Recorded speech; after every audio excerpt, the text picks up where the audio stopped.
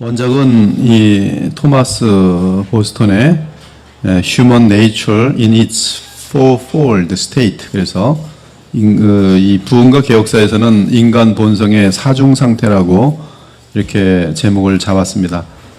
저는 이 내용을 가지고 지금 여러분들이 이번에 강의 들으면서 소화하기가 쉽게 이렇게 작게 만들었어요. 그래서 오늘 공부하신 분들은 책값 여러분 등록비 아마 포함되어 있는데요. 인터넷에서 이걸 구입하시는 분들은 지금 6,000원 정도에 지금 이렇게 보급을 하고 있습니다. 이게 상당히 큰 대작인데도 불구하고 한국에 소개가 번역이 안 돼 있다가 부족한 사람이 이제 이 토마스 보스턴의 인간 본성의 사중 상태를 2016년에 번역해서 북에서에서 이렇게 나오게 됐어요. 지금 요번에 이 쉽게 읽는 인간 본성의 네 가지 상태는 여기에는 인간의 네 가지 상태를 다루면서 천국과 지옥 부분은 빠졌습니다. 보통 웨스민 신앙 고백처럼 우리가 그 대심판으로 보통 마치거든요. 그래서 저도 대심판으로 지금 이 책을 마쳤고, 원래 원본에는 그 이 세 가지 내용 말고 질문들이 들어있어요. 질문. 그래서 이러한 질문들을 의도적으로 만들어서 굉장히 많은 질문들에 대한 또 답변을 하는데, 그 생각을 우리 일반 사람들이 생각하는 훨씬 그러한 어떤 단계를 또 차원을 넘어서는 질문들이 또 많이 있습니다. 그런 면에서 이제 이러한 청교도 이 학자들 또는 목사님들의 그 생각의 세계가 얼마나 깊은지를 볼 수가 있는 것이죠.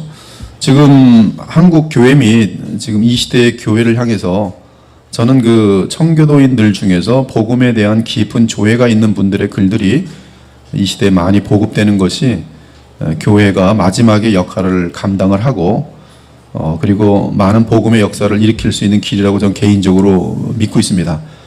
그 청교도 신학 이후에 상당히 많은 신학적인 발전이 있었어요. 그러니까 이 청교도 그리스도 중심의 청교도 신학이 따로 있습니다. 이 청교도 신학이라는 게 항상 바른 것, 훌륭한 것 옆에는 사이드 이펙트가 있어요. 그 사이드 이펙트는 뭐냐면 부작용이라는 게 있는데, 이 부작용이라는 것은 이제 청교도의 부작용은 미국에서 가장 심했죠. 그래서 미국에서는 청교도라는 그 단어를 지금 굉장히 싫어합니다. 그래서 널드 그래가지고 그 옛날에 보면 또 마녀 사냥 뭐 이런 개념이 다 연결되어 있어요. 가령 예를 들어서 이제 청교도의 사이드 이펙트는 뭐냐면 아침에 일어났는데 지난밤에 천둥이 쳐서 닭이 죽었다 이거죠. 그럼 아침에 일어나서 아버지가 어젯밤에 기도 안 하고 잔 사람 누구야? 스케이프곳을 찾는 거예요. 오늘 닭 죽은 거는 우리 가족 중에 또는 이 마을에 죄 지은 사람이 있어서 하나님께서 천둥을 쳐서 닭이 죽었다는 거죠. 그 아이들은 이제 그러한 공포와 그렇죠 스트레스 가운데, 신앙이라는 이름 속에서 공포와 스트레스 가운데 이 청교도라는 이름으로 굉장히 많은 그 고통을 당합니다. 청교도의 사이드 이펙트는 또 다른 율법주의로 남아있는 흔적을 볼 수 있습니다. 이 길로 가면 이제 망하는 거예요. 그러나 청교도 라인에 은혜 중심의 라인이 있어요. 그래서 은혜를 발견하고 복음을 깊게 들어간 너무나 깊은 세계의 학자들이 있어요. 그분들을 발췌해서 미국에서 이제 그 가장 그리스도 중심의 이런 은혜 중심의 청교도 글이라는 건 너무너무 많습니다. 지금 한국에 소개된 것은 제가 볼 때는 5%도 되지 않아요. 근데 채플 라이브러리라는 곳이 있고요. 또 퓨리탄 라이브라는 데가 있고요. 되게 많이 있어요. 미국 사람들 가운데서. 그래서 그런 것들이 지금 이제 정리가 잘 돼 있는데, 주님께서 또 은혜를 주셔서 부족한 사람이 채플 라이브러리를 한국에 연결시켜 줄 수 있는 그런 채널이 지금 되어 있습니다. 그래서 지금 이 책도 지금 채플 라이브러리 책에서 나오는 것 중에 이제 하나의 이 책을 또 출간하게 되면서 나오게 된 것인데요. 그래서 우리가 지금 청교도에서 배울 것은 대단히 많다는 것이죠. 특히 청교도는 그 죄의 문제, 거룩의 문제에 대해서는 대단히 배울 점들이 많습니다. 이 토마스 보스턴의 그 인간 본성의 사중 상태 또는 인간 본성의 네 가지 상태에 대한 이 내용은 구속사와 정확하게 일치가 됩니다. Redemptive Historical Exegesis라고 하는데요. 이것은 사실 토마스 보스턴이 알지 못하던 그런 성경에 대한 어떤 총체적인 관점인데, 근데 이러한 리뎀티브, 즉 구속사적인 성경 해석이라는 것을 구체적으로 신학적으로 체계가 되지 않은 가운데에서 이것이 토마스 보스턴에 의해서 제가 이 책을 번역하면서 이 글이 나왔다는 것은 제가 깜짝 놀랐어요. 야, 참 하나님의 사람들은, 성경을 엄청나게 보는 사람들은 시대를 막론하고 이미 그 인간의 본성이나 신학적인 정확한 복음의 개념들이 이미 잡혀 있었구나. 그걸 보게 됩니다. 한국에 있는 대부분의 개혁주의의 최고의 권위 있는 학자들은 지금 이 책에 대해서 인간론에 대해서는 최고의 걸작이라고 인정하고 있습니다. 그래서 저도 마찬가지고요. 그래서 여러분들이 이 책에 대해서 소화를 하면 그 인간이란 존재에 대한 어떤 분명한 성경적인 전반적인 체계를 충분히 이해할 수 있고요. 근데 그것은 동시에 그 이 구속사 하나님께서 인류의 역사를 어떻게 이끌어 가시는지와 맞물려서 보게 됩니다. 그래서 여러분들이 지금 이 인간론, 소위 인간론을 이제 이 책을 통해서 정리하게 되면 호흡이 마치는 그날까지 나란 존재가 무엇인지를 정확히 알고 살아가게 될 것이. 근데 나란 존재를 정확히 안다는 것은 복음에 대한 가치를 정확히 알 수 있는 이 배경이 된다는 것이죠. 사실 인간에 대한 구원, 인간이 누구냐, 그리고 인간이 지금 무엇이 필요하냐를 알려주는 것이 바로 이 성경이거든요. 그래서 성경은 우리에게 바로 예수 그리스도 하나님의 아들을 믿음으로 말미암아 그분의 그리스도의 직분을 통해서 우리가 왜 어떻게 구원을 받고, 구원이라는 것은 정확히 무엇이냐, 하나님과의 영원한 교통, 하나님과의 하나됨, 그리스도 안에서 중보자를 통해서 영원한 하나됨, 그것이 구원이라는 사실을 알게 되면서 우리는 미래적인 구원뿐만 아니라 오늘 현실 속에서 성령 안에서 구원을 누릴 수 있는 그러한 복된 그런 자리에 있게 되죠. 그래야 복음이죠. 그래야 복된 소식이죠. 그래서 복된 소식은 미래에 죽으면 천국 가는 그 정도의 개념이 아니라 그것도 포함되지만 복된 소식은 메시아를 수천 년 동안 기다려도록 만들어왔던 구약의 계시의 완성은 예수님의 오심부터 이미 복된 소식은 실현되었고, 그리고 우리는 믿음으로 실현된 그 하나님의 나라, 그리고 하나님의 그 영생을 오늘도 믿음으로 누릴 수 있는 것입니다. 그걸 누리는 사람들만이 이 세상을 이길 수 있고 이 세상을 변화시킬 수 있는 것이, 이걸 누리지 못하는 사람은 이 세상을 바라볼 때 싸우려고 하지 않고, 즉 어떤 그 빛으로 어둠을 물리치려고 하지 않고, 빨리 이 세상은 끝났으면 좋겠네, 뭐 종말이 왔으면 좋겠네, 이런 어떤 그 도피적인 그러한 신앙을 갖게 되는데 그것은 성경이 원하는 그러한 신앙이 아닙니다. 성경에 의하면 분명히 세상은 더 어지러질 것이고 더 악하여질 것인 분명해요. 그러나 세상이 어지러워지고 악하여지고 진리를 잃어갈수록 하나님의 백성들은 똘똘 뭉치게 돼 있어요. 그래서 진짜와 가짜들이 더욱더 앞으로는 더 구별될 것입니다. 그래서 그동안 같이 있었던, 기독교 안에 같이 있었던 많은 사람들이 이제 세상이 더욱 어려워지고 또 어두워지고 악이 승리하는 것처럼 보일 때 가짜들은 그쪽으로 다 가게 돼 있습니다. 그래서 뭐 WCC 같은 것들 지금 괜히 나오고 있는 게 아니에요. 다 교회가 지금 섞여 있는 데서 교단적으로 글로 가고 또 개인적으로 글로 가고, 이건 다 가짜들이에요. 그러나 진짜들은 따로 남아서 복음을 정확히 아는 가운데, 그들은 뭐 이단들처럼 우리는 진짜다, 이렇게 뭐 이만희처럼 우리는 진짜다, 이게 아니라 완전히 무식한 그런 존재들이 아니라 교회 역사 전체를 통해서 우리가 어디 서 있는지, 또 성경 전체를 통해서 우리가 예수 그리스도 안에서 어떻게 이런 말씀들을 받아가는지를 정확히 알면서 성령의 확증 그리고 성령의 확신이 우리 가운데 말씀해 주기 때문에 생명을 주께 바칠 수 있을 만큼 명확한 그런 복음의 진리를 붙들고 살아갈 수가 있는 것이, 이러한 복음의 확증과 또 확신을 여러분들에게 줄 수 있는 책 중에 한 권이라고 저는 이 책을 강력하게 추천하는 바이며, 이번 12주 정도에 걸쳐서 여러분들과 이 내용을 다루게 될 것이, 내용이 이제 진행되면서 가장 중요한 부분이 이제 중생 부분이고요. 앞부분은 이제 쉽습니다. 그러나 중생 부분에 대해서는 여기서 만약에 강의를, 이 교육을 또 훈련을 받으면서도 중생되지 않은 사람이 한 사람이라 있다면 그것은 모순 중에 모순이 될 것입니다. 그래서 그러한 사람이 있다면 이 책을 진도를 같이 따라 나가는 과정 속에 성령께서 역사하셔서 중생의 역사가 있기를 정말 바라요. 그게 없으면 변함이 없어요. 5년 다녀도 변함이 없어요. 똑같습니다. 10년 교회 다녀도 똑같아요. 왜? 죽은 존재이기 때문에. 그냥 이 무슨 아는 것 같은데 아무것도 없어요.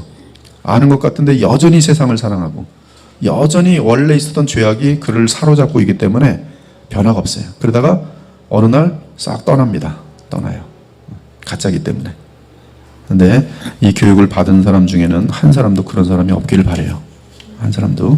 그래서 분명한 하나님의 자녀로 확증이 되고, 그래서 언제 이 세상을 떠나더라도 정말로 천국에 분명히 들어갈 뿐만 아니라 예수님을 이 땅에서도 지극히 사랑하였기 때문에 영원토록 주님과 사랑하는 천국에서도 영원히 행복했으면 좋겠어요. 천국은 예수님 사랑하지 않은 사람에게는 지옥입니다. 천국은 밥 잘만 먹고 뭐 영원히 죽지 않고 건강하고 내가 원하는 거 다 누리고 그게 천국이 아니에요. 그거는 인간들이 그 야망을 만족시키는 인간의 꿈입니다. 천국은 예수님이 왕 되신 곳이고 예수님을 사랑하는 자들이 모이는 곳이 천국이에요. 그러니까 이 땅에서 예수님을 사랑하지 않는 사람은 천국에 못 가요. 예수님을 보험 드는 식으로 이용하는 사람들은 지금은 사랑하지 않고 예수님을 즐거워하지 않는데 예수님 만나면 도망만 가는데 기도하려고 그러면 기도도 안 되는데 무슨 그 기도 천국 가면 예수님하고 평생 영원히 대화해야 되는데 어떡할 거예요? 지금 여기서는 예수님하고 대화가 전혀 안 되는 사람이 천국 가면 대화하려고 그러면 어떡할 거예요? 괴롭죠. 그게 모순이란 말이에요.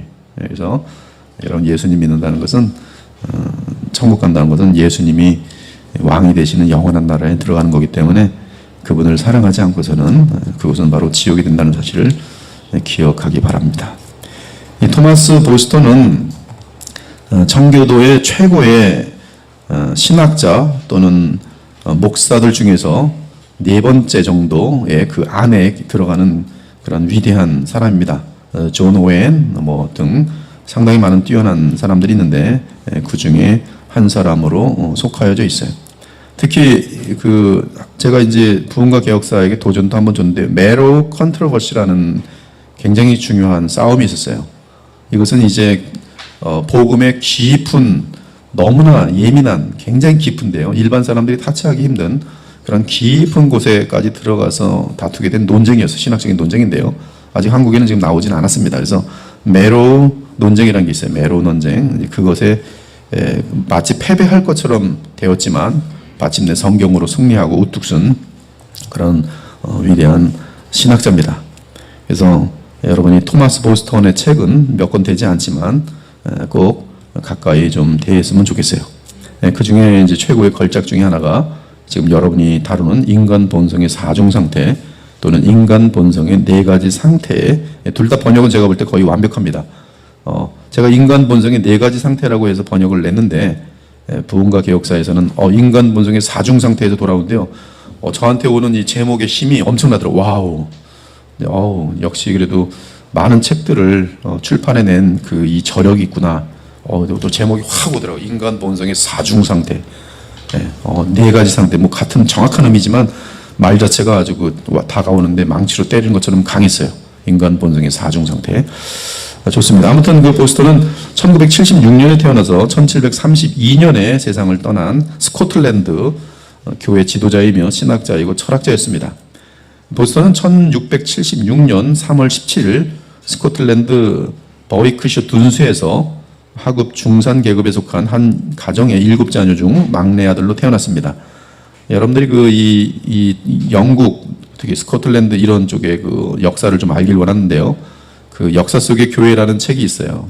저희 이 출판사에서 나온 책인데 그런 책들을 꼭 보셔서 이 교회사를 좀 아셔야 돼요. 그래서 이런 내용들이 다 이제 담겨 있기 때문에 이걸 알 때인지 이러한 이 청교도가 어느 교회 역사 속에서 지금 어디에 위치는 어디며 어디에 속해 있는지를 알죠. 시대도. 그리고 청교도인들이 어떻게 해서 또 미국으로 넘어오게 되고 청교도일 뿐만 아니라 뭐 장로교도랄지 뭐 컨그레게이셔널리스트 회중교회랄지 뭐 이러한 관계들은 메소디스트 뭐 이런 관계들은 다 어떻게 되는지를 이제 교회 역사를 아셔야지만이 알 수가 있어요.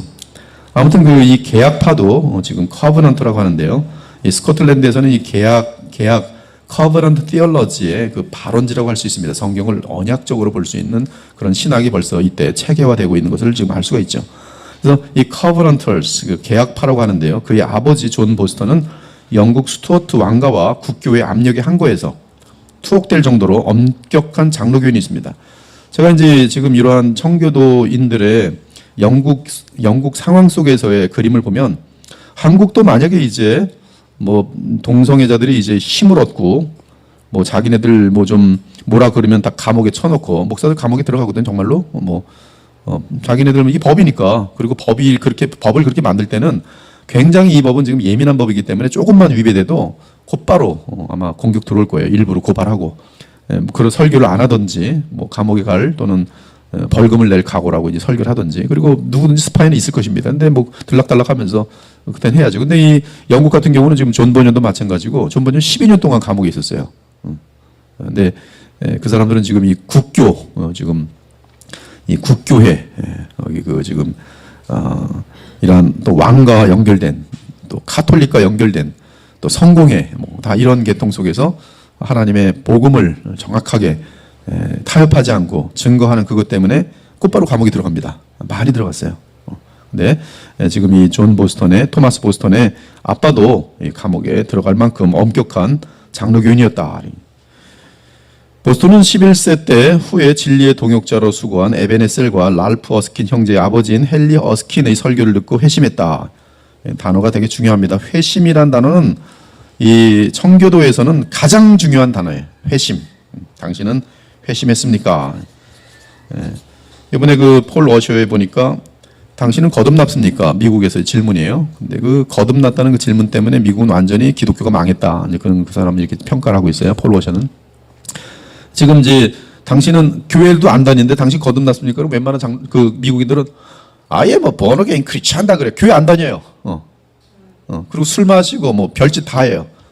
근데 당신이 이렇게 죄도 많은데 어떻게 번어게인 크리스찬이라고 말합니까? 내가 어렸을 적에 빌리 그레함이 집회할 때 그때 집회 나가서 눈을 펑펑 흘리면서 막 회개하면서 내가 예수님을 영접했지. 진심으로 영접했지. 그때 그 설교자가 나한테 분명히 당신이 지금부터 본어게인 크리스찬이라고 분명히 선포해 줬어. 나는 한 번도, 나는 지금 죽어도 천국 간다고 난 확신해. 근데 폴 워셔가 말은 그게 바로 거짓 확신이라는 것이죠. 거짓 확신.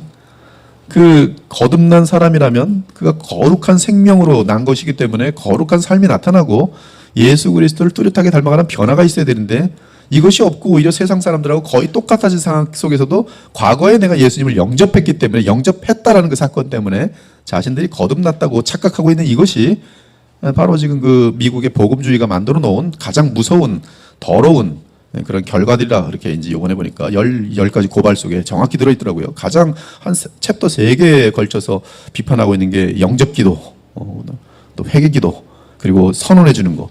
감히 자기가 누구길래 한 영혼이 구원받았고 구원받지 않음을 선포하고 있는지 그것은 참남하다, 이렇게까지 표현할 정도입니다.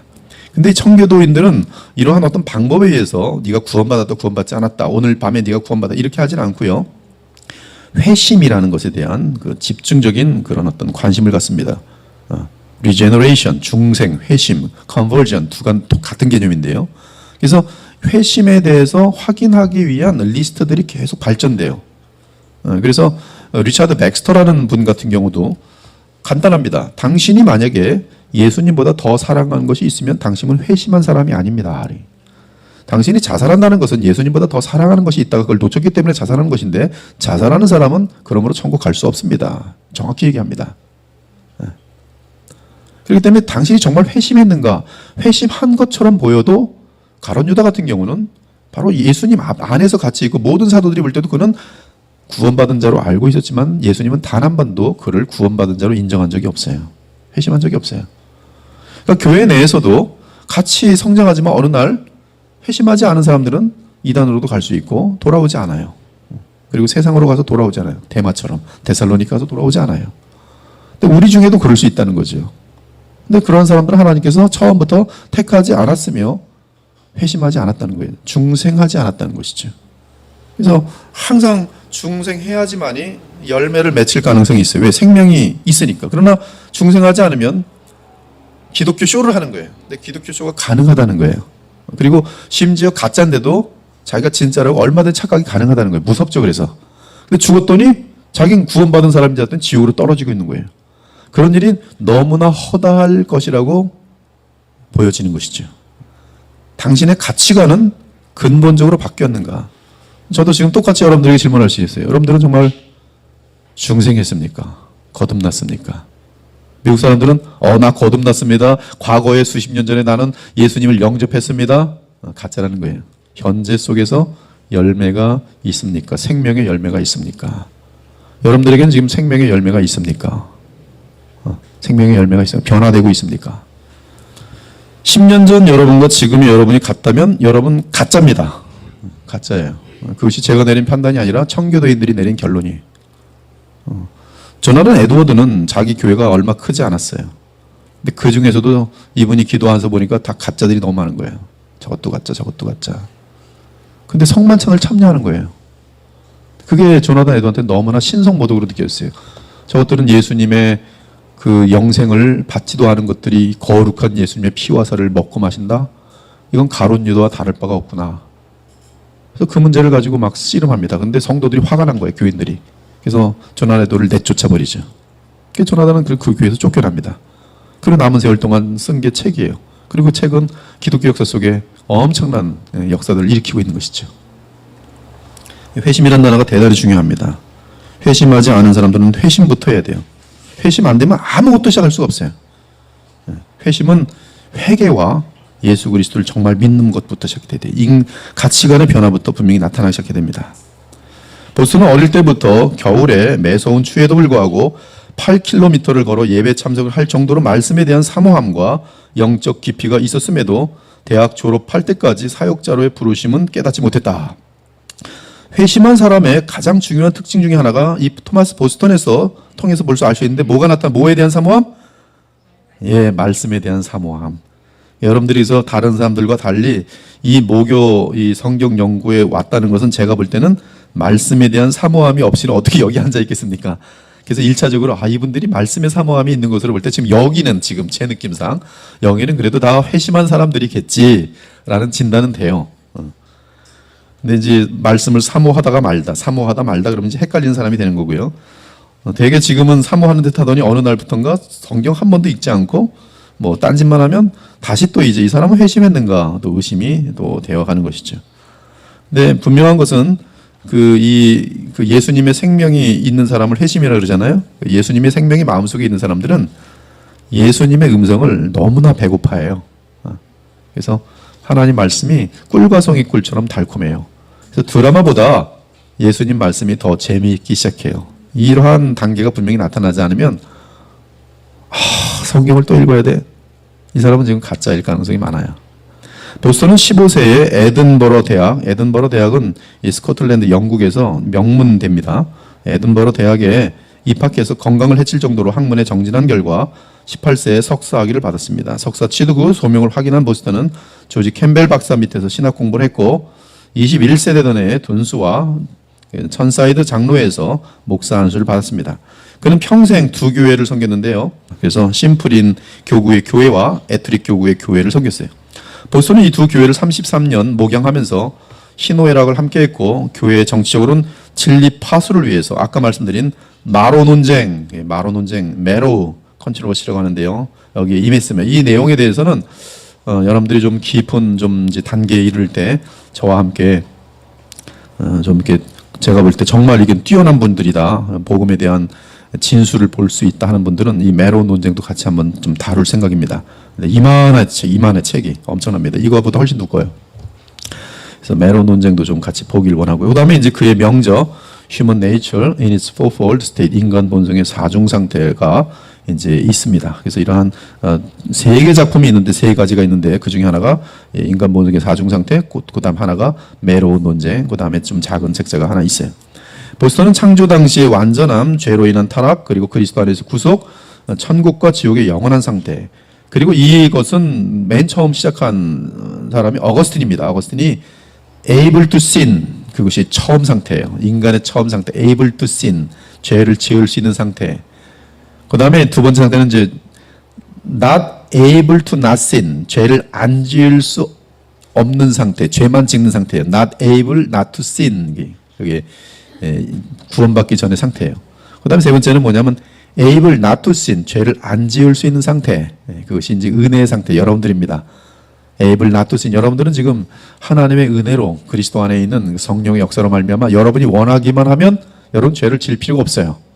그 다음에 마지막 영원한 상태는 not able to sin, 죄를 지을 수 없는 상태. 이것이 이제 어거스틴이 인간론에서 정리한 내용인데요. 그 네 가지 상태가 이제 토마스 보스턴은 더욱더 방대한 그런 성경 전체 속에서 알려주고 있어요. 특히 이 토마스 보스턴의 그 부활체에 대한 그 가르침은 대단히 깊고 정교합니다. 그리고 이러한 내용들을 너무나 많은 그 신학자들과 성도들이 모르고 있어요. 그래서 우리가 죽으면 어떻게 되는지, 그리고 예수님의 부활 때는 어떻게 되는지, 이러한 가장 명료하고 분명히 우리 모두가 알아야 되는. 그래서 우리의 천국 개념은 죽은 이후의 개념이 아니고, 그거는 사실 천국이라기보다는 삼천층으로 가는 것이고요. 낙원의 개념이에요. 낙원. 우리의 천국 개념은 사실 새하늘과 새 땅으로 이어지는 예수님의 재림과 함께 우리가 부활체를 입고, 그리고 새하늘과 새 땅으로 들어가는, 그것이 이제 영원한 천국의 개념인데, 이때 영원한 새하늘과 새 땅은 무엇이고, 내가 부활체를 입는다는 건 무엇이고, 그럼 믿지 않는 사람들은 어떤 모양으로 영원히 존재하게 되는 것인지, 이러한 내용들이 이제 이 인간 본성의 사중 상태에 잘 묘사되어 있는 것이. 그래서 인간 본성의 사중 상태 속에 하나 예를 들면, 불신자들은 예수님의 재림할 때 부활해요, 부활하지 않아요? 이 책은 부활한다고 말해요. 근데 수치스러운 부활을 해요. 그래서 그 부활은 마치 지금 이게 텔레비전에 가끔 요새 본 좀비들, 굉장히 좀비들에 대한 얘기를 상당히 오랜 기간 하는 것 같아요. 좀비들 보면 꼭 이 시체 무덤에서 나온 가장 더럽고 냄새나는 그러한 수치스러운 부활로 일어나서 그들은 어디로 들어가요? 바로 불못으로 가요. 불못. 이 표현도 정확히 틀립니다. 불못. 예. 그래서 그 불못은 우리가 이제 육체를 입고, 인간의 육체를 입고 들어가는 그러한 곳이에요. 그래서 우리가 정신적으로만 고통을 당하는 것, 그것은 지금 이제 죽자마자 지옥으로 들어가야죠. 그때 지옥은 몸이 없어요. 그래서 그 영혼이 지옥에 들어가 있습니다. 성경 그것을 음부라고 표현되어 있고요. 그 다음에 이제 그 헤데이스라고 표현되어 있어요. 예. 음부. 성경은 이제 개역 개정은 이제 음부라고 이제 번역을 해놨어요. 근데 이제 구약의 개념은 이 게헨나라는 개념이 있어요. 게헨나는 이제 쓰레기통, 평생 영원히 불을 태우는 개념인데, 그 게헨나의 개념이 어디로 이어지냐면 바로 예수 그리스도께서 재림하신 이후에 불못으로 그렇게 이어지는 것을 볼 수가 있는 것이. 그래서 아무튼 우리가 이러한 불신자들의 그 영원한 상태에 대한 정확한 묘사 같은 경우도 이러한 어떤 엄청난 성경에 대한 깊은 조예가 있지 않고서는 가장 분명하게 이렇게 묘사가 될 수 없는 것이죠. 그래서 이러한 부분들이 우리가 이제 우리가 모르고 예수님 믿으면 되지, 성경 그냥 모르면 어때? 이건 아닙니다. 여러분들 성경 모르고 예수님 믿는 것은 죄를 이길 수 없고요. 그리고 참된 소망도 가질 수 없어요. 그것은 굉장히 엉터리입니다. 이런 사람들이 이제 신천지한테 걸려들기 딱 좋고, 신천지가 성경 딱 피면서 계시록 봐, 이거 이만이 맞지? 그러면 그러네, 이만이 맞네. 이만이 쫓아가야지. 이러고 가는 거예요. 근데 여러분들처럼 이제 평소에 공부를 열심히 하면 그러한 이단들에 쉽게 넘어가지 않죠. 왜? 성경 자체를 워낙 이제 공부를 많이 하니까. 그래서 하여튼 이러한 네 가지 상태는 웨스민 신앙 고백에서도 정확히 나타나고요. 벨직에서 나타나고, 그래서 이 대심판으로 마무리되는데, 이 책도 지금 일단 요약된 거는 대심판으로 마무리돼 있고, 된지 이제 천국과 지옥에 대해서는 이제 따로 깊은 그런 상태를 나누게 될 것이. 이제 1과 먼저 무죄 상태에 들어가는데요. 이제 교제에 들어가도록 그렇게 하겠어요. 그래서 오늘은 첫날이라 너무 무겁게 다루면 여러분들이 겁을 먹을까봐 첫 번째 첫날은 이렇게 좀 편안하게 좀 다루고, 오늘도 먼저 무죄 상태, 이노센스라고 하는데요. 아직 죄가 없는 상태지만 순진 무고한 상태예요. 존 버년의 그 홀리워라는 책을 보면은 인간들이 보면 순진한 상태예요. 순진한 아기 같은 상태예요. 마귀가 와서 순진한 상태에 툭툭 건드리니까 그래서 토가 넘어가는 거예요. 그래서 순진한 상태는 아직 연단되지 않은 상태예요. 그래서 우리가 인생도 보면은 자라날 때 보면 순진하기 때문에 잘 속아 넘어가요. 근데 이제 속아 넘어간 걸 알고 억울하다, 이제 다시는 안 넘어가겠다, 이제 이런 결단하면서 이겨내면서 그 믿음은 트라이얼을, 즉 시련을 패스하면서 믿음은 자기 믿음이 됩니다. 즉 확인된 믿음이 되는 것이. 우리가 믿음이 있어도요, 그 믿음은 트라이얼, 이 시련 또는 시험을 통과해야지만이 업그레이드가 돼요. 그 믿음이 성장해요. 어떤 사람은 똑같은 시험이 항상 걸립니다. 여러분 분명합니다. 이거는 누구도 예외가 없어요. 그 운전시험 볼 때 제가 아는 어떤 분은 10번 떨어졌어요. 필기시험에서 치고 또 떨어지고 치고 또 떨어지고. 10번 정도 시도하니까 정부에서 당신 벌써 9번이나 이거 불쌍하니까 이번엔 치지 마세요. 합격. 이런 일이 없다는 거예요. 하나님께도 없어요. 하나님은 이 사람에게 인내 테스트를 한 번 했죠. 근데 인내 안 하고 힘들어요. 그냥 간둘래요. 그래서 딴 데로 가요. 도망가요. 하나님은 도망갔으니까 너는 이제 인내시험 하지 마라. 안 되겠다. 너 불쌍해서. 그런 일이 없어요. 하나님은 그래? 자, 똑같은 문제가 또 나옵니다. 이 사람은 인생 계속 낭비하는 거예요. 그리고 인내시험을 패스하지 못함으로 말미암아 계속 거기로 말미암는 부작용과 고통을 당하게 돼 있어요. 혈기? 하나님 혈기 문제 계속 갖다 놓습니다. 그 무죄 상태에서 그렇게 이제 어리석게 이제 그것을 극복해야지만이 트라이얼된 그런 어떤 확증된 믿음이라는 것이죠. 그래서 우리 믿음은 반드시 시험을 지나가야 돼요. 그래서 이 아담과 하와도 영광의 상태에 들어가기 전에는 그는 시험을 이겨야만 하는 그런 상태였는데, 첫 번째로 하여튼 이노센스, 죄가 없는 무죄 상태였어요. 자, 전도서 7장 29절로 이제 이 토마스 보스턴은 그의 책을 시작합니다. 한번 다 같이 전도서 7장 29절 읽어보죠. 시작.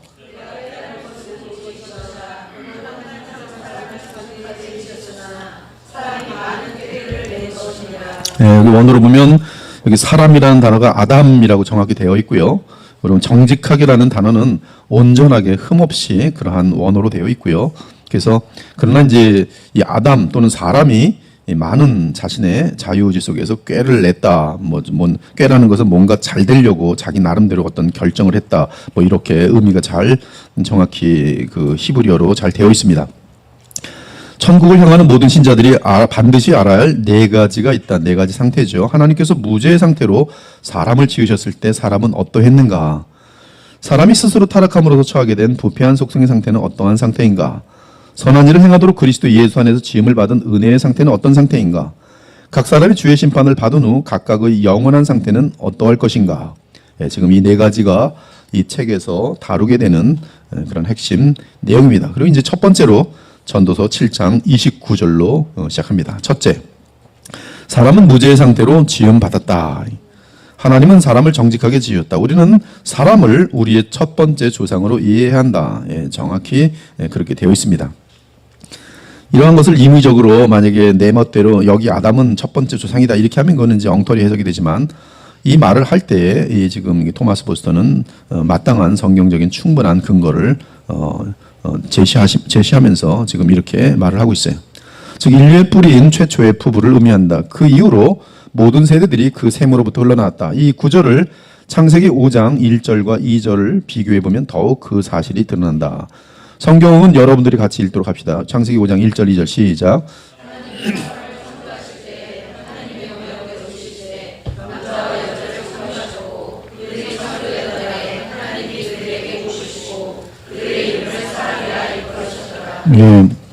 창세기 5장에서 나오는 건데요.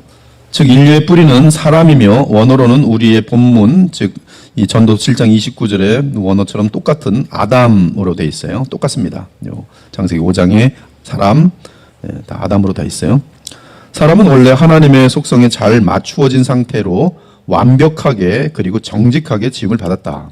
그는 몸과 영혼에 있어서 결함이 전혀 없었고 아무런 부패가 없었다. 그는 정직하게 지어졌기 때문에 그의 영혼 안에는 아무런 부조화가 없었고 하나님의 뜻과 법에 거치는 것이 없었다. 사람은 처음 지음 받았을 때 하나님을 그의 목적으로 삼고 그분을 향하고 있었다. 하나님은 처음에 사람을 그렇게 지으셨다. 처음에 그렇게 짓지 않으시고 나중에 의롭게 만드신 것이 아니라 처음부터 자신의 모양 그대로 사람을 의롭게 지으셨다. 이 아담은 사람입니다. 그냥 첫 번째 사람이에요. 우리가 역대상 같은 경우는 쭉 올라가는 게 아담까지 가고요. 그다음 누가복음에서도 쭉 올라가서 어디까지 가요? 정확히 아담까지 가요. 그래서 하나하나 이름이 개인의 이름이면서 아담이란 개인의 이름이 정확히 올라가고 있어요. 그리고 로마서 5장 보면 예수님 개인과 아담 개인이 비교되고 있습니다. 역사적인 인물과 역사적인 인물이 비교돼야지 그것이 진실이지.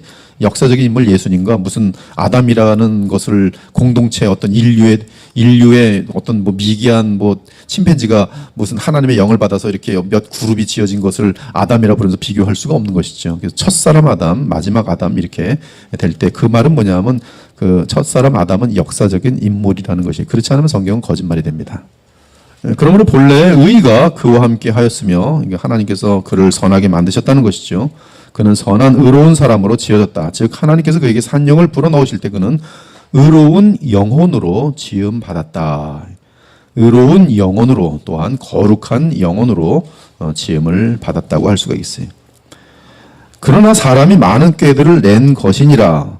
사람은 하나님 안에서 안식하지 못하고, 그렇죠, 만족하지 못하고 떨어져 나가더니 자신의 꾀를 추구하기 시작하였다. 뭐 여기에 대해서 무슨 뭐 하나님은 인간이 타락하도록 예정을 했느냐, 뭐 인간이 타락을 뭐 몰랐느냐, 뭐 이러한 뭐 신학적인 그런 것들이 있는데요. 이 자유의지라는 것 자체가 하나님의 형상이라는 사실을 우리가 알 때에 하나님께서는 이들이 타락할 것을 예비하여 모든 것을 준비하고 그런 것들은 가능하지만 우리는 하나님께서 인간이 꾀를 내어 타락하도록 뭐 하였다, 이런 것들은 지금 성경 전체하고 모순이 돼요. 왜냐하면 하나님은 악을 그 야고보서 1장에 보면 악을 미혹하지도 않으시고 행하지도 않아요. 이걸 우리는 이러한 문제들에 대해서는 인간이 풀어서는 안 되고요. 풀 수도 없어요. 푸는 순간 이단이 됩니다. 논리적으로 이단이 되게 돼 있어요. 그래서 하나님을 악인으로 만들든지 아니면 인간은 하나님처럼 전능한 존재가 되든지 그 두 가지 길로 궁극적으로 가게 돼 있어요. 그래서 이것을 신학적 용어로 The Problem of Evil이라고 하는데요. 이것은 기독교 내에서 한 번도 푼 적이 없어요. 풀면 안 됩니다. 그래서 이런 것들도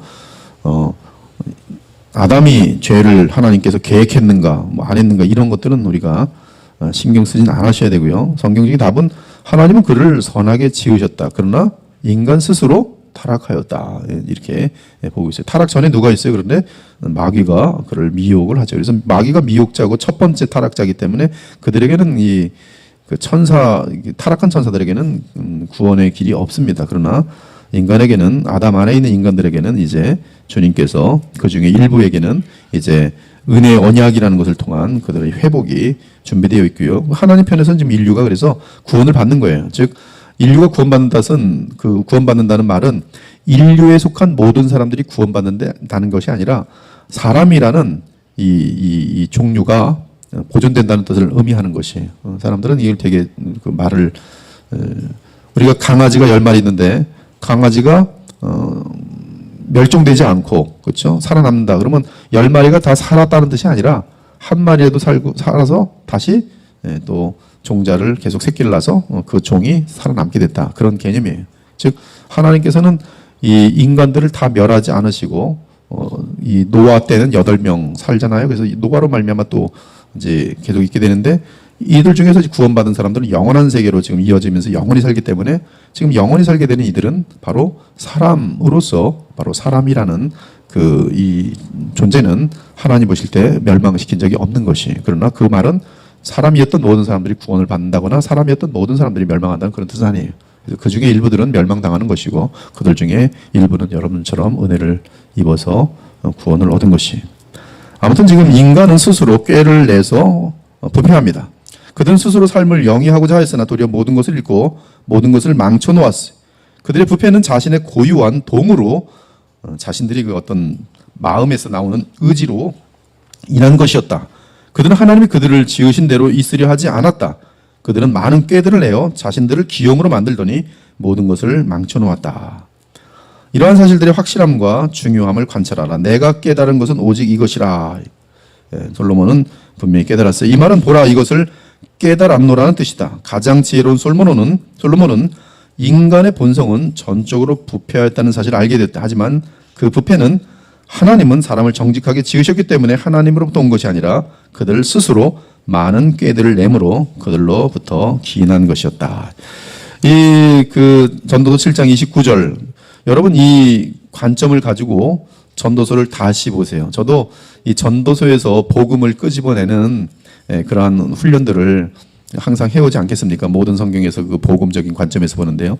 근데 저에게도 이 전도 7장 29절의 내용은 다시금 전도서를 보게 하는 굉장히 특이한 도움을 줬어요. 그래서 거기도 보면 계속적으로 어떤 한 사람에 대한 의인에 대한 예수 그리스도일 수밖에 없는 그런 내용들이 전도서에 계속 반복되어지는 것을 발견할 수가 있습니다. 아무튼 지금 토마스 보스턴은 전도서 7장 29절의 해석에 있어서 복음적인 관점에서 정확히 그것을, 이 엄청난 내용이죠. 사실 지금 이 정도로 볼 수 있는 거는 지금 이거는 쉽지 않은 것이죠. 근데 그 시절에 이를 관통해서 이 복음적인 관점에서 이것을 정확히 원어에서 아담이라는 걸 찾아내고, 아담의 부패는, 아담은 원래 정직하게, 즉 온전하게 지어졌지만, 사람은 온전하게 지어졌지만 스스로 꾀를 내서 부패하였다. 이 간단한 진리가 상당히 엄청난 내용을 갖고 있어요. 그럼 이 내용으로부터 교리를 한번 끄집어 보겠어요. 교리. 그래서 이제 성경 해석의 근거에서 이제 논리를 전개시켜 나갑니다. 첫째, 하나님은 사람을 전적으로 의롭게 지으셨다. 본문은 하나님은 사람을 정직하게 지으셨다고 말한다. 이는 사람이 지음을 받을 때 순응해야 할 율법이 있음을 전제한다. 이러한 내용들은 토마스 보스턴의 이 신앙의 세계, 영적인 세계, 그의 정신 세계가 얼마나 엄청난지를 보여주는 이제 그러한 이제 통찰력들이 여기서 이제 나타나는 거예요. 정직하다라는 말은 그렇죠? 율법이 있어야지만이 그 말이 성립된다는 것이죠. 무엇이든 정직하다는 것은 반드시 법을 전제로 한다. 즉 사람은 그가 지음받을 때 법이 있다는 것이 바로 이 정직하다는 단어로 인하여 전제될 수밖에 없다. 아주 엄청난 통찰력이죠. 그리고 분명한 논리의 귀결입니다. 따라서 우리가 알 수 있는 것은 이 율법은 영원하며 불가결한 의의 법이라는 것이다. 이 율법은 나중에 십계명으로 요약되어 시내산에서 이스라엘 백성에게 선포되었다. 십계명은 우리에게는 도덕법으로 알려져 있다. 사람의 의는 이 율법 또는 규칙에 순응하는 것을 뜻한다. 정직하게 지어졌다는 것은 이 율법에 정확히 따라서 순응되어지는 상태를 말하는 것이죠. 하나님이 지은 처음 사람은 무죄의 상태에 있었다. 그렇다면 무죄의 상태는 어떤 상태인가? 무죄 상태는 의로운 상태이다. 의롭다는 것은 뭐예요? 바로 하나님이 세우신 기준, 그 기준에 잘 맞는 게 의인 거예요. 이 컵이 물컵이 있는데 이 물컵에 물이 담겼어요. 이것은 지금 굉장히 조화로운 거예요. 그렇죠? 근데 제가 이 물컵을 가지고서 모자를 쓰고 다니거나 그러면 여러분들은 목사님이 정신이 좀 이상한가? 의롭지 않은 거예요. 의롭다는 것은 하나님이 뜻하신 용도대로 또 그 자리에 정확히 서 있는 것이 의로운 거예요. 그래서 동성애 같은 건 의로운 게 아닙니다. 왜? 하나님은 동성애를 뜻하지 않으셨어요. 그것은 하나님의 창조 질서에서도 벗어나고 성경에는 분명히 그것을 죄로 선포하고 있기 때문에 그것은 성립될 수가 없는 것입니다. 그 어떤 말로 해도 하나님을 이길 수가 없어요. 그것은 있을 수가 없는 것이. 무죄 상태는 의로운 상태이다. 의의 기준은 하나님이시다. 사람 또는 천사의 의에 대한 척도는 하나님이 세우신 법이다. 피조물은 본질적으로 하나님으로부터 독립하여 존재할 수 없고, 그렇죠? 어떻게 피조물이 하나님 창조부로부터 독립해서 존재할 수 있겠습니까? 말이 안 되지. 그리고 무엇보다 이성을 가진 피조물은, 그렇죠, 이성적인 존재야겠죠. 돌한테 요구하는 게 아니고 나무한테 요구하는 게 아니고 이성을 가진, 지정을 가진, 하나님의 형상을 가진 이러한 존재들에게는 도덕적인 하나님의 법, 그렇죠? 그 하나님이 정하신 법으로부터 독립할 수가 없어요. 그걸 거슬르면 하나님을 도전하는 것이 되는 것이죠. 그것은 하나님의 세계에서 멸망밖에 없지요. 그 이유는 피조물은 창조주를 힘입어 존재하고 그래서 하나님으로 떨어지면 그것은 있을 수가 없습니다. 존재할 수가 없어요. 둘째는 창조주 하나님을 위해 존재하기 때문에 창조주의 법을 따라야 하는 것입니다. 이것이 바로 가장 아름다운 창조의 상태예요. 무흠의 상태예요. 너무나 자연스러운 상태고 의의 상태입니다. 아름다운 상태예요. 이를 위해 이성적인 피조물인 사람에게는 그가 지음을 받을 때부터 그가 지켜야 할 하나님이 세우신 법이 있었다. 그 법은 그에게 뚜렷하게 제시되었다. 좀 더 구체적으로 말하면 사람에게는 두 가지의 순응이 필요하다. 하나는 사람의 영혼이 그 율법에 순응할 수 있는 능력을 가져야 하고 이제 논리적인 전개가 계속 발전됩니다. 신학적인 발전이에요. 지금 법을 지었다는 것은 이제 정직하게 지었다는 것은 하나님의 법이 있다는 것이고 그리고 이 사람은 이제 정직하게 지음을 받아서 이 법과의 관계가 있게 되는데 그 관계가 맺어졌다는 것은 두 가지를 더 발전시킵니다. 그에게는 법을 지킬 수 있는 능력이 있다는 것이고 다른 것은 자발적으로 그 법에 순응하고자 하는 마음이 있다는 뜻이니. 그래서 능력과 성향이 하나님의 법에 맞게끔 되어 있어요. 그래서 하나님의 법을 지킬 수 있고 또 그리고 하나님의 법을 지키길 원하는 그것이 첫사람 아담에게 있었던 것이 그렇게 지어졌어요. 이 컵의 성향은 뭘 담는 거죠. 이렇게 지어진 거예요. 그래서 물을 담아도 흐르지 않는 거예요. 아담도 하나님의 뜻을 지킬 능력이 있고 지키고자 하는 그런 성향이 자발적인 그런 자유의지가 그렇게 그 방향을 향하고 있었던 거죠. 따라서 사람은 하나님이 허락하신 순응의 능력을 사용함으로 실제적으로 율법을 지켜를 나타냈습니다. 자, 그러면서 이제 더 교리는 발전해요. 예, 이제 신학자들의 위대함이에요. 지금 정직하다. 함을 통해서 율법을 끄집어냈고, 그렇죠? 정직이란 말은 법이 있다는 말이고, 그렇죠? 법이 있다는 것은 네가 그 법을 지킬 수 있는 능력과 또 그 법을 지키고자 하는 기꺼운 마음이 갖고 지음을 받았다는 뜻이고, 네, 이것은 그러면 인간이라는 존재는 이제 지정의의 인격적인 존재이기 때문에 그 지정의에 대해서 하나씩 다시 타고 들어갑니다. 참 대단하죠. 사람의 이해력은 첫사람 아담은 죄가 들어오기 전에 아담은 그의 이해력은 빛의 등불이었다. 그는 하나님의 형상에 따라 지음을 받았기 때문에 그 형상의 일부분인 지식에 있어서 부족함이 없었다. 따라서 율법 및 그 율법에 따른 의무를 완벽하게 이해하였다. 그 율법은 첫 번째는 이제 선악을 알게 하는 나무의 실과를 먹지 말라. 이것을 정확히 이해했어요. 저거 먹으면 안 돼. 그것밖에 없었어요. 지켜야 할 율법은 그거 딱 한 가지. 정확히 알고 있어요. 의무까지도 정확히 알고 있어요. 새 사람을 입었으니 여러분이 읽어줘. 시작.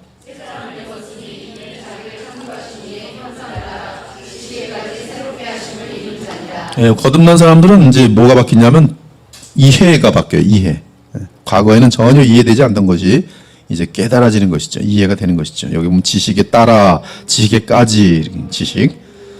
실제로 첫사람 아담이 죄가 들어오기 전에 아담이 전반적으로 하나님의 율법을 순종하려면 완벽한 지식이 필요하였다.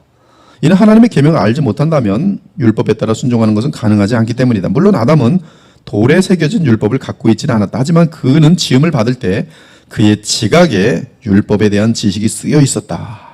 하나님께서는 자연스럽게 하나님의 법을 알도록 그렇게 지으셨어요. 그래서 그냥 태어나자마자 아는 거예요.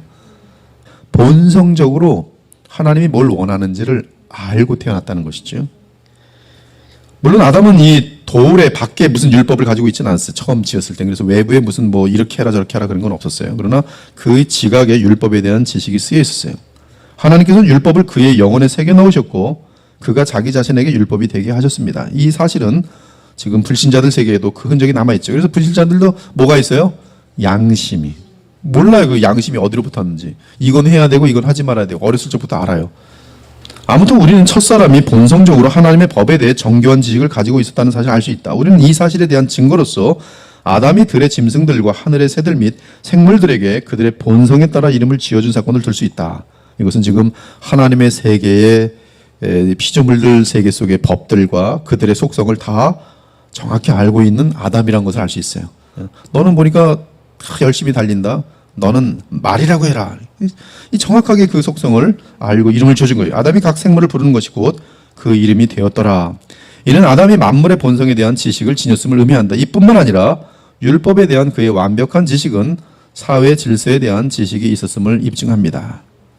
둘째, 지적인 부분에 있어서 그는 분명히 태어났을 때, 지음받았을 때 계속 알아가는 거죠. 알아가면서도 그 속성을 보는 거예요. 이번에 두 번째는 이제 인격체라는 것은 그다음 의지가 있는 것인데요. 그의 의지는 모든 면에서 하나님의 뜻을 좋아했고 하나님의 뜻을 잘 따르려 했어요. 그래서 어울렸습니다. 그의 의지에는 부패가 전혀 없었으며 악을 향하는 성향이 전혀 없었다. 이는 정확하게 말하면 죄가 없었다는 거예요. 죄가 없었다. 죄악이 없었다. 죄악은 뭡니까? 하나님의 뜻에 반하는 행동이 죄고요. 죄라는 것은 하나님의 뜻에 반하는 성향이 죄가 돼요. 그래서 우리는 죄악을 범하지 않았어도 우리 속에 뭐가 있어요? 불신자들의 마음속에는 죄가 있어요. 그 말은 뭐예요? 하나님과 맞먹는 성향, 하나님으로 독립하려는 성향, 하나님을 감사하지도 않고 하나님을 싫어하는 성향이 모든 부패한 인간들, 죄인들에게 있어요. 그게 죄. 그들은 그래서 죄 상태예요. 근데 지금 아담에게는 죄가 없었어요. 그런 성향이 없었어요. 즉 하나님을 대항하려는 성향, 하나님을 미워하는 성향, 하나님과 맞먹으려는 성향, 그런 게 없었습니다. 사도 바울은 로마서 7장 7절에서 율법으로 말미암지 않고는 내가 죄를 알지 못하였으니 곧 율법이 탐내지 말라 하지 아니하였더라면 내가 탐심을 알지 못하였으리라고 말한다. 악을 향하는 성향은 참으로 죄의 원천이며 그 성향은 본문이 분명하게 말하는 것처럼 사람이 지음을 받을 때 지닌 올바름 또는 정직과 어긋납니다. 이것이 죄가 성향이죠. 그때 사람의 의지는 비록 변할 가능성이 있을지라도, 그렇죠? 이제 죄를 범할 가능성이 있었어요. 그렇지만 처음 상태의 의지는 자연스럽게 하나님의 뜻을 향하는 성향을 지니고 있었습니다. 마치 그림자가 몸을 따르듯이 원래 지어진 사람의 의지는 창조주의 뜻을 그대로 따르도록 되어 있었습니다. 율법은 아담의 영혼에 새겨져 있었고요. 즉 그의 지각에는 율법에 대한 지식이 새겨져 있었고 그의 마음과 양심에는 율법의 명령에 호응하려는 성향을 갖고 있었습니다. 이는 아담 안에 있던 하나님의 형상은 완전하였기 때문에 그래요. 지금도 불신자들에게 하나님의 형상이 남아 있습니까? 안 남아 있습니까? 남아 있어요. 그러나 쭈그러든 그런 것이 남아요. 쭈그러든 부분은 이제 하나님을 맘먹는 부분, 이게 죄덩어리죠. 하나님에 대해서 아는 것이 없어요. 하나님에 대해서 무지합니다. 관심도 없고. 근데 지금 처음 지어진 아담은 그의 지식도 온전하였고, 그리고 그의 마음은, 그의 뜻은, 의지는 하나님을 따르기를 기뻐했어요. 로마서 2장 14절에 15절에 보면 이방인들은 그 마음에 새긴 율법의 행위를 나타내느니라고 말한다. 그 의미는 단지 율법에 대한 지식이 그들의 양심에 남아있다는 뜻이에요. 양심이 뭐가 뭔지를 알아요. 그런데 그렇게 합니까? 안 합니까? 안 해요. 양심대로 안 합니다. 한편 히브리서는 히브리서 8장 10절에서 마음과 생각을 서로 뚜렷하게 구별하며 언급하면서 하나님은 새 언약 안에서 복음이죠. 그분의 법을 그들의 마음에 기록하신다고 말합니다. 이거는 기본 중에 기본 되는 지식인데요. 성경에 대한 복음의 내용인데요. 새 언약. 하나님의 법을 신자들의 마음에 기록하신다. 이는 이방인들이 비록 그들의 생각으로는 율법에 대한 관념을 지니고 있더라도 그들의 의지는 율법과 정반대로 향하는 성향을 지닌 것과는 달리 중생한 자에게는 전혀 다른 성향이 그들의 마음에 들어온 것을 의미한다. 이것은 여러분들이 줄을 잘 치세요.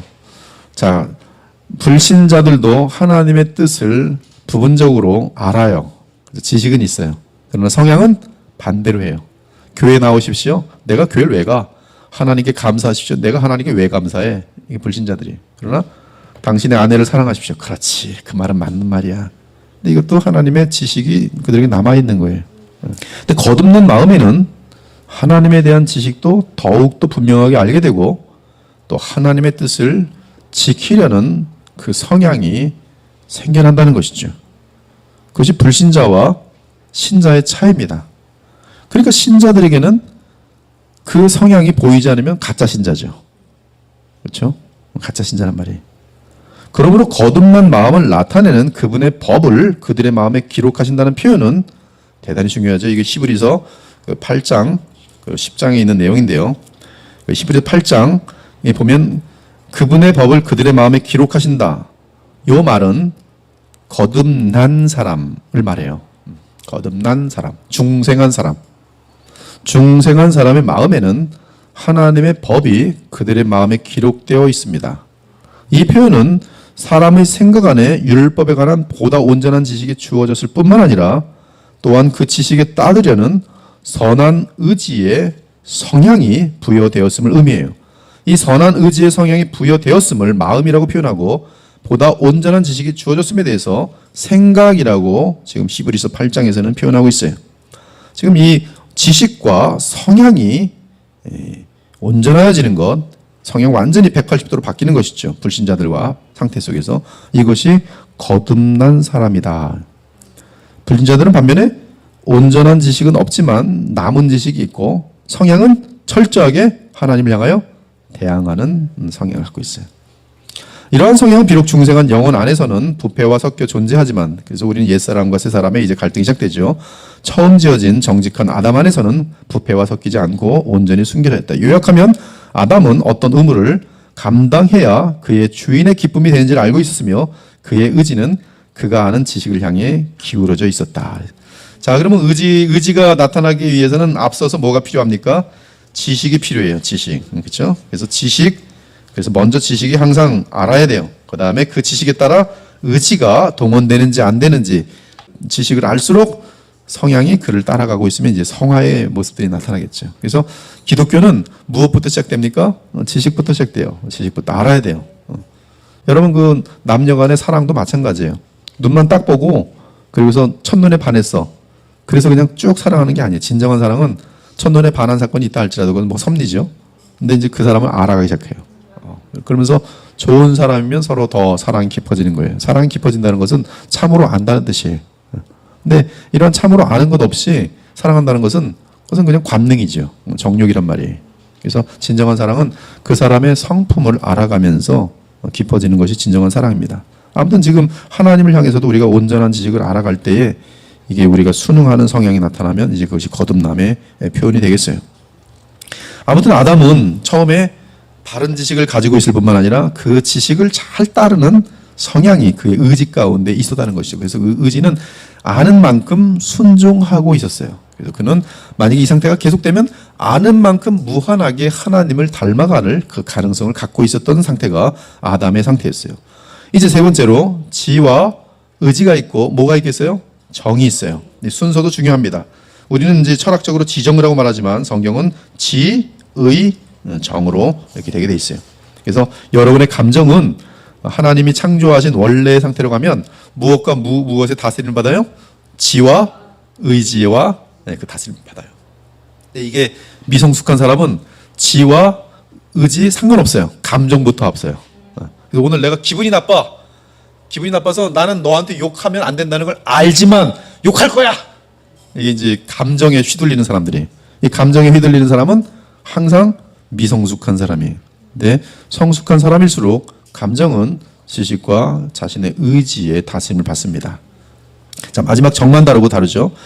그의 감정은 정연하고 순결하고 거룩하였다. 사람은 정직하게 지음을 받았기 때문에 감정 부분도 온전하였다. 의와 구별되는 이 거룩함은 지금 이제 토마스 보스터는 거룩함은 그의 감정이 깨끗한 것으로 그렇게 이어가고 있어요. 마음의 거룩함은 순수하고 정연한 감정을 뜻한다. 사랑, 미움 다 감정이죠. 이 감정은 하나님을 감사함도 감정이죠. 감사함, 사랑 이러한 거룩한 그런 감정이었다는 것이죠. 분명한 것은 더럽고 무질서한 감정으로 가득 찬 마음은 하나님과 교통하기에 적절하지 않아요. 사람의 감성적인 욕구는 참으로 자연스럽게 그 감성을 만족시켜줄 대상을 향하게 된다. 하지만 사람의 궁극적인 주된 목적은 영적인 선이다. 곧 하나님의 뜻과 어긋나지 않는 것이다. 그러므로 감성의 움직임과 성향은 하나님의 뜻과 일치하는 그의 이성과 의지에 복종하고 있었다. 이것이 아담의 상태예요. 아담의 감성은 그의 지식과 의지에 복종하고 있었다. 그렇다면 그는 모순된 상태로 지어졌을 것이다. 그때 사람의 원래 감정은 그 어떤 더러움도 없는 순결한 것이었고 모든 무질서와 모든 병으로부터 자유로웠다. 근데 이 아담은 그 감정의 모든 움직임은 그의 맑은 이성과 그의 거룩한 의지에 마땅히 순복하고 있어요. 여러분, 영적으로 믿음으로 깊어지는 남편은 아내가 바가지를 박박 긁어도요, 허허허 얼마든지 감정을 조절해요. 그러면서도 얼마든지 또 이 아내를 다스릴 수 있어요. 이게 지혜 문제. 이처럼 첫사람은 영과 혼과 몸에 있어서 거룩하였다. 영혼은 오염되지 않은 상태였고 그 몸은 더럽혀지지 않은 채 깨끗하였다. 몸의 지체들은 거룩한 그릇으로서 의의 도구였다. 지금은 죄 때문에 사람이 율법과 불화하지만 그때는 하나님께서 지으신 사람의 이성과 의지는 율법과 전혀 어긋남이 없었다. 그의 영혼은 율법의 명령에 잘 따를 수 있도록 모든 것이 제대로 갖추어져 있었고 그 범위가 무한할지라도 얼마든지 지킬 수 있다. 그리고 그의 감정은 하나님을 향하여 무한히 감사하며 무한히 사랑하며 동물들을 향하여 무한히 귀여워하고 돌보고 좋아했다. 지복을 누리고 있었던 대단히 엄청난 영광스러운 상태에 있었어요. 그것이 무죄 상태인데요. 다음 주에 계속 이제 무죄 상태는 그러나 변할 수 있었다부터 또 계속 이제 본론에 들어가도록 하겠습니다. 기도하고 마치겠습니다.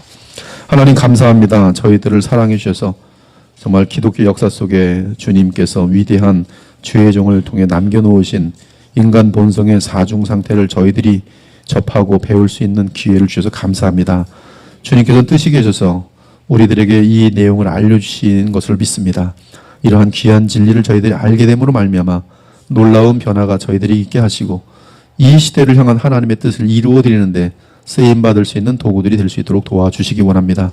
무엇보다 주의 복음을 알아가면서 우리의 가정들이 먼저 변화되게 하셔서 작은 천국을 분명히 맛볼 수 있게 도와주옵시고 그러므로 그 가정에 힘이 생기고 또 하나님이 함께 하심으로 말미암아 그 영광이 우리의 친척들과 우리의 이웃들과 친구들에게 계속 이어짐으로 말미암아 많은 주님의 영향력을 나타낼 수 있는 복된 주님의 종들이 될 수 있도록 도와주시기 원합니다. 하나님께서 정말 이 과정에 복을 주셔서 저희들이 이 말씀을 받으면서 기쁨과 감사가 넘치게 하시고 우리의 생각이 바뀌게 하시고 우리의 의지가 주의 뜻에 순복되어지는 귀한 역사가 나타나서 죄를 범하지 않을 뿐만 아니라 오히려 의를 행하며 또 우리의 마음은 더욱 거룩하여져서 감사와 사랑으로 충만한 주의 백성들로 인도해 주시기 원합니다. 그러한 복을 이 과정을 통하여 부어 주시옵소서. 오늘도 돌아가는 발걸음 함께 하시고 감사와 은혜로 충만하기를 원할 때 살아계신 우리 주 예수 그리스도 이름으로 간절히 기도 올렵나이다. 아멘.